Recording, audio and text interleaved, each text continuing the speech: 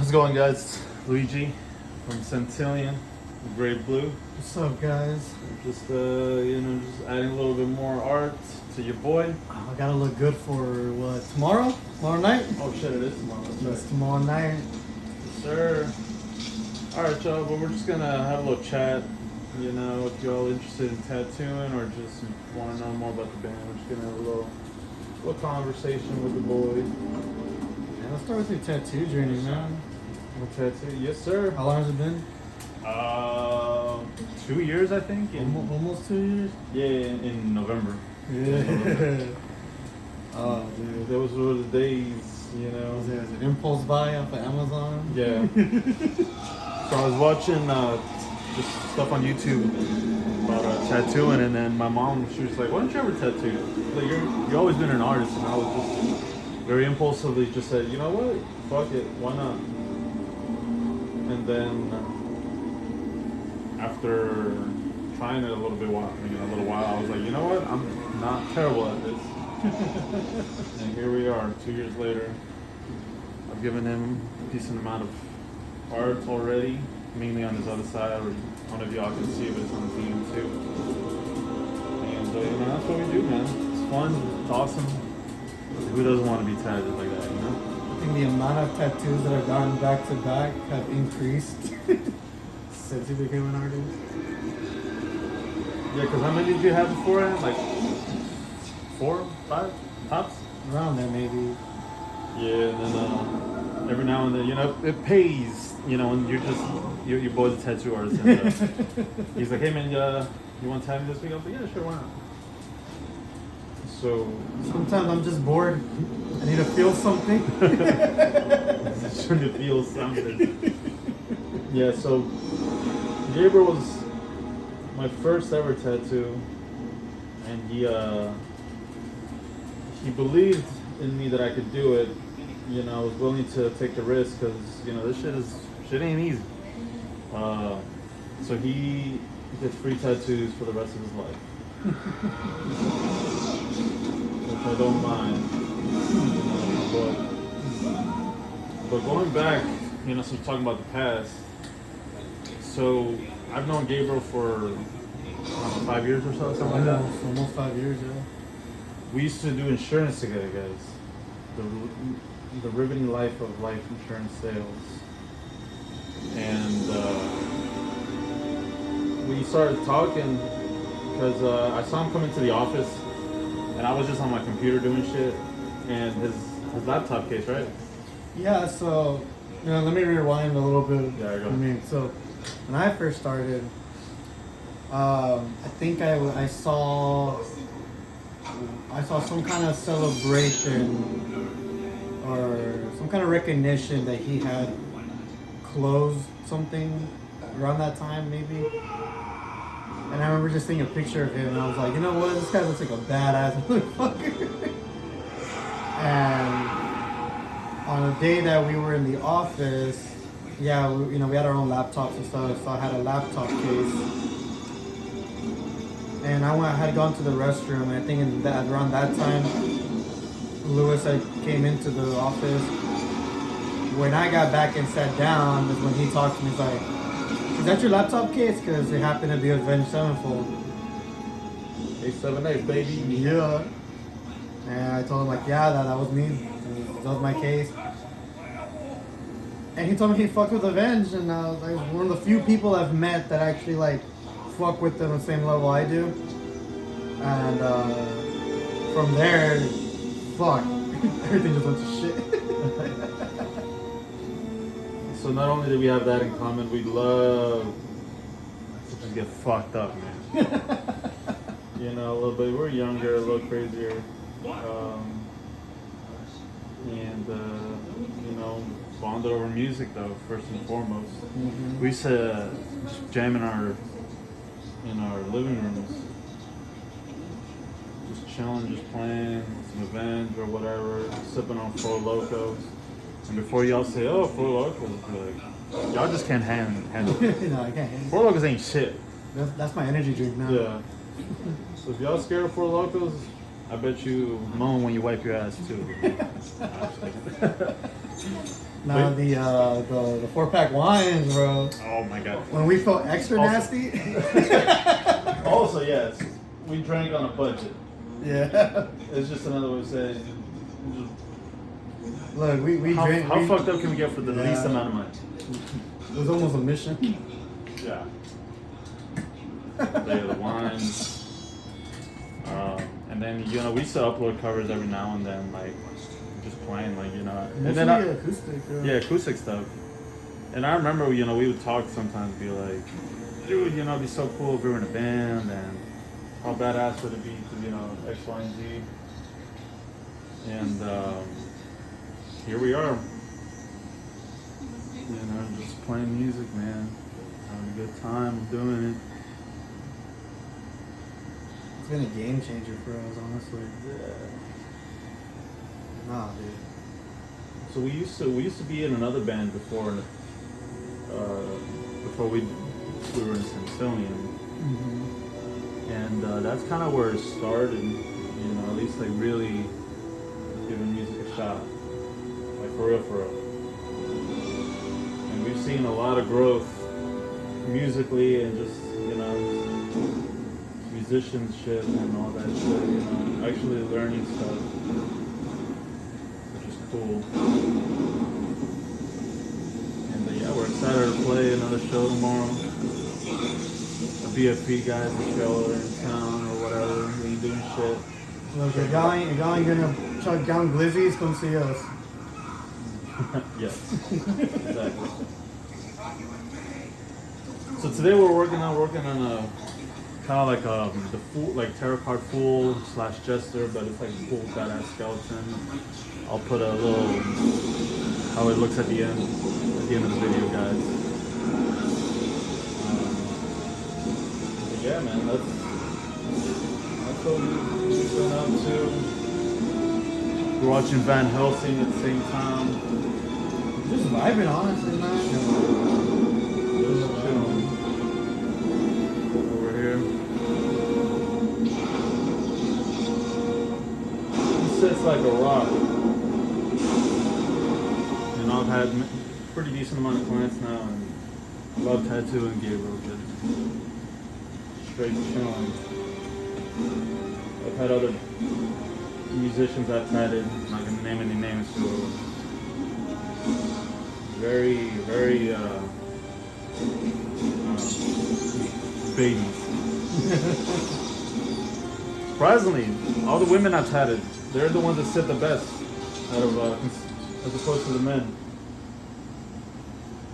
No, we are, man. We get the flu and we're fucking dying. Yeah, it's a wrap. I'm out for the count. Yeah.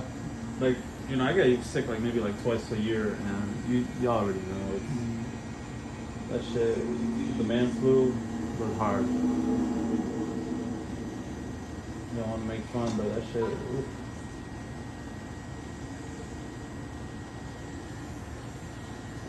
Concern.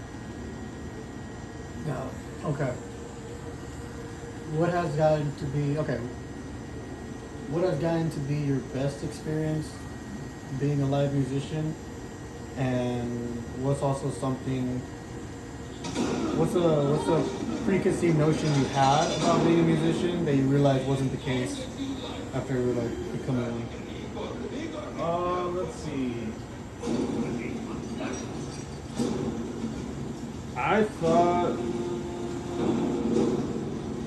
I could get by with being very self-taught, because I'm self-taught. I thought I could get by with just not taking the extra time to dabble in, song structure, like actually taking lessons or music theory, basically. I thought I'd be able to scrape by without knowing any of that. And man, was I wrong. I'm sure there are people who can do it, but it helps. At first I was pretty hard-headed about, but nah, I got this, bro. It'll be alright. And it's actually been very helpful when it comes to this songwriting, or whenever we have to write a solo or something like that. it saves time as opposed to just winging it and being like, you know, this sounds cool, or I think this is right. But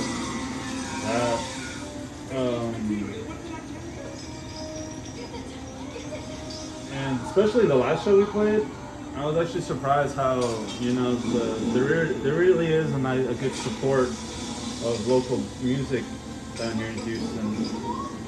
You know, that show Wonky Power, man, it was awesome. You know, we talked about it before. The vibes were just right.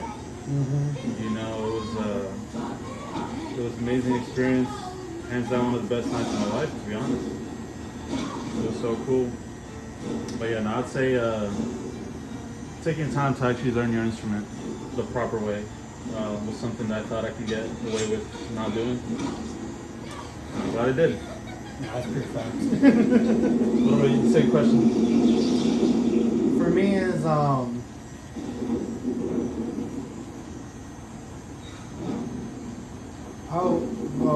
something I always thought seeing live bands, at least what I recognize is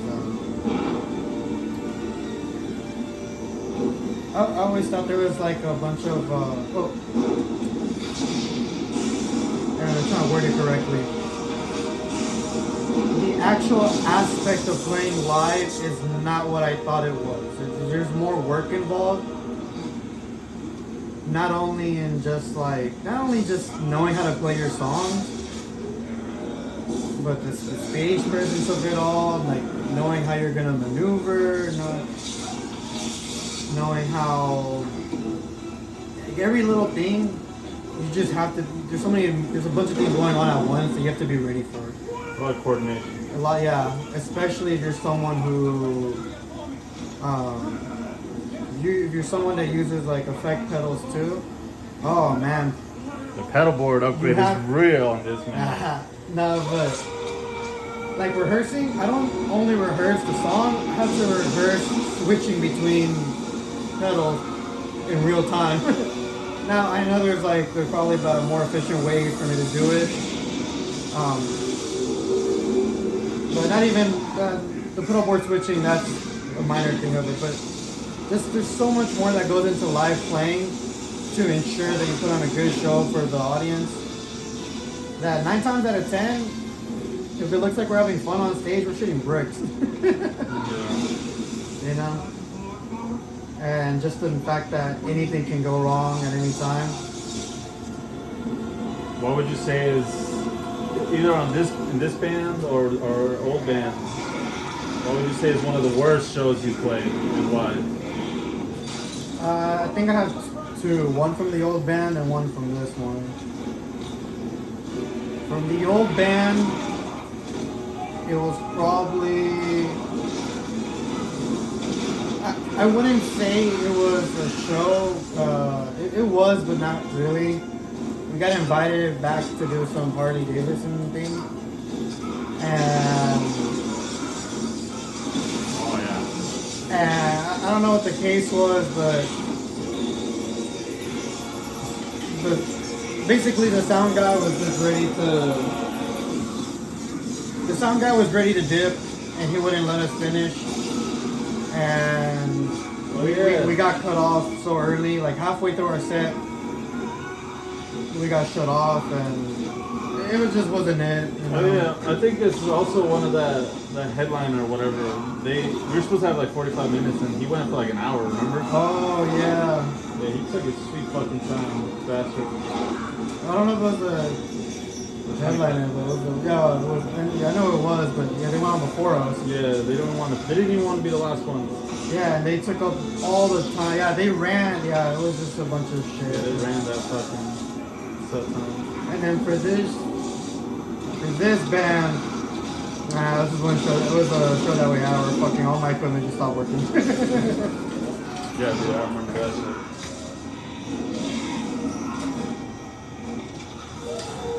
Yeah, the fucking cable wasn't working. It was nuts. Yeah, a bunch of shit. But you know, power through, do what you can. It's the name of the game. Yeah. What are you gonna do about it? The show must go on, is what they say. Best show though, from the old band was when we played at BFE, and it was the first time they asked for an encore. Oh yeah, dude, that was awesome. That was really good. That was a good show. For the level that we were at. And then, of course, for this band, it's the one that Luiggi said, the one we recently had, Milwaukee Power. And honestly, I give it all to the people that came to support. That was the only reason it was the best show. Yeah. You know, we do what we did, but the crowd being so engaged and so accepting and so, because we are new. New as fuck, dude. We are new, but we're so grateful that I hope, people really fucked with us. And Yeah. I'm just really happy to share what we have and that people are accepting of it and, more opportunities. My goal is to give back to, for the people that give us opportunities, I want to give opportunities to other local bands too. Shout out to bassist, his name from Midnight Brothers. Yeah, it's cool. The drummer. You're the one that helped us out? Dennis from Midnight Brothers. Yeah, Dennis. Yeah. He's the one that got us on the bill. We're really happy with that. Cool. Yes, sir. Alright, going back to tattooing, what was your most painful one? My first set of knuckle tattoos. These right here. What does it mean? Those of y'all? No, this was it was in my second or third tattoo. Okay, so fun fact about me is a lot of people for their first ones, at least the people I know, their first couple of tattoos they're like stepping their toes in the water, small shit, whatever. Yeah. Nah, I went fucking big on that shit. I don't know if Liz has time, but if you rotate my arm, There you go. the skull with the hat, that was my very first tattoo. Then And you got the doctor? I think I got the plague doctor was my second. Then I got knuckle tattoos. I think all within like the same 1-2 years. Oh shit, really? Yeah, I went hard on my shit. I'm the kind of guy that's like, as soon as I see something I like, I'm gonna put it on me. I don't believe in that. We'll think of an idea and wait it out. You might change your mind. Nah, that's commitment. Yeah, I'm kind of the same way. I'm like, I have some tattoos that have meaning and all that, but Yeah. the majority of them are, that looks cool as fuck. I want that on me. And the one, especially when we went to the Houston Tattoo Convention. I wasn't really planning on getting tattooed. I wanted to, but I wasn't really sure if I was. And then we just stumbled upon this artist. We looked at the flash for 3 minutes. Yeah. And I was like, that looks cool. Yeah. She was like, alright, blah, blah. And I was like, yeah, alright, let's do it. Yeah. And then, I got it done. I don't know, man. Just the act of tattooing itself, I fucking love it. So if I see something I like, I'm not picky. Put it on me, slap it on me. Yes, sir.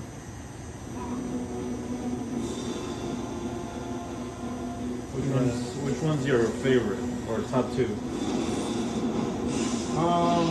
Most favorite tattoo that I have, honestly, I will have to say, fortunately, Liz, it's not gonna be one of yours. Fuck you. But both of my knuckle tattoos, I've actually always been proud of them.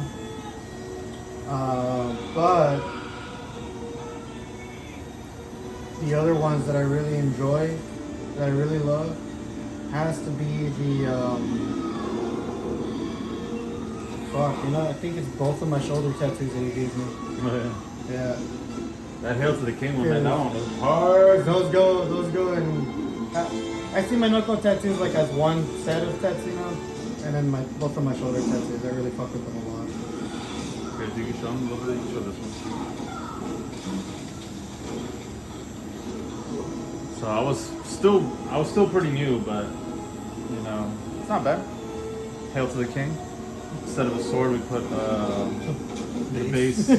Well, I looked at the design from one of Johnny Price's base. But did my best, but it's not bad. So I think at this point I have 1, 2, 3, 4, 5 Avenge related tattoos. Yeah. I don't even have one yet. I'm slacking on that. I have everything. No, you did. I have everything but the death bat. You gotta save me. But I don't know though. Oh yeah, that's right. No, that is Avenged. Yeah. Save Me is my favorite song. But I have everything but the death bat, and that's more of a personal thing. Yeah, it's because everyone has the death bat. Yeah. I mean, it's cool. For sure. But of course, I'm that bitch ass, and it has to be different. Yeah. And it just makes shit harder on myself.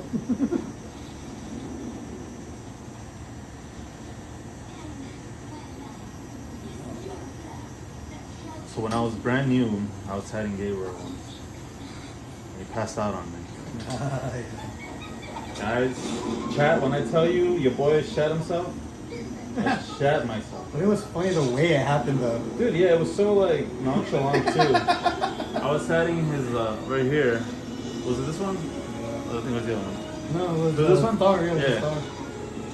And then all of a sudden I just hit something. He kind of stands up for a second, goes, bro, and then he just slowly puts his head down. I thought he was fucking with me. And then he's out for the count, and I'm like, oh fuck. And I'm trying to wake his ass up, and it was like, I don't know, maybe like 5-6 seconds later, he finally comes to. And I'm like, dude, are you alright? And I don't remember what he said or something, but you were like, good. Yeah, I just got psyched out. I don't know what it was, but there was a specific line that he did. As soon as the needle just did its thing, I felt a whole vibration around my body. And I just remember just like, yeah, it's just my eyes closed. Next thing, and then I get up. And I'm just like, whoa. And I feel fucking weak. I think we took a break and then we just kept on going and everything was fine. Yeah, I just had a mini heart attack, that's about it. Not crazy. If y'all want to check it out, more or less. Still got ways to go, but we getting. You want to explain any of the techniques you're using, or you know how you're going about this tattoo? Well, on this one, it's very dark and gritty. So I always like to start off with the heavy blacks. Get the heavy blacks in. It kind of helps me see how light or how dark I can make everything else. So I can, have good contrast. If you talk to, or if you look at any tattoo videos on YouTube and shit, contrast is one of the most important things you can have at a tattoo. Because if you don't have something like that, it just makes it stand out. Like, it's just very flat. So I like to start off with my darks and then kind of build around that. And then start shading little by little. Black and gray realism seems to be my favorite. I wouldn't say I'm like, I'm still pretty new to the game. I wouldn't say it's like my specialty, but it's my favorite thing to do, and so far so good. So right now I'm just doing small details on the flute. After this, I'm gonna go switching back to a 9-curve mag, work on the shading a little bit more, and then at the end I'm gonna add the texture, little on the robe, texture on the skull. So right now I'm using a 3-round liner to just kind of get the small details on his hand, and then work my way up. So I'm gonna smudge the stencil. Originally I had one and I wiped it off completely back. I don't know how that happened. It's funny because then I put the other one, I let it dry for like not even a minute, and it's been sticking. It's fucking cool. I think I'm still learning. I think I know what it was. I put too much of the stencil solution, like the sticker primer, whatever the fuck you want to call it. Dude, okay, I want to cut you off on here. Here you go. But speaking about fucking primer and stencils, you want to talk about okay, I'm not mad at him. I will never be mad at him for any tattoo he gives me, no matter how shitty he thinks it is. But objectively speaking, there have been some better than others. Oh, with the lyrics? You're doing fucking letters. Dude, Chat, when I tell you these letters came out horrible. But it's because the stencil wasn't working. and we ended up just trying to wing it. I try to And wing we shouldn't. lettering. Each letter was a different size, different. It was tilted. The Tilted. angles were all fucked. It was. I felt so bad, bro. Like I couldn't even look at this man for like. It was so bad, bro. But I redeemed myself. You can still. I covered it up, so you can still see some of it. I gotta finish it. You can see it. Chat. No. Hold on. Hold the sponge. Like, Hold the sponge. SpongeBob.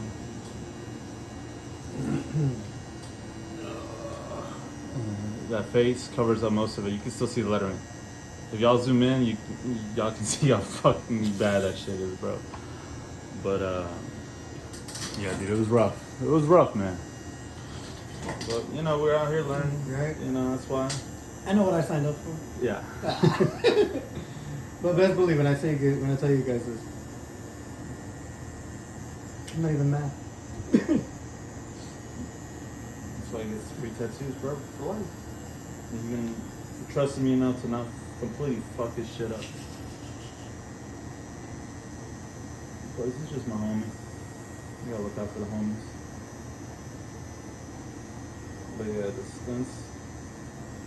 One of my biggest challenges when I was new was figuring out how to keep the stencil from wiping away. Because try drawing without any reference at all to what the hell you're doing. Luckily, I've always been kind of into art and drawing and all that stuff, so I was always able to figure it out somehow.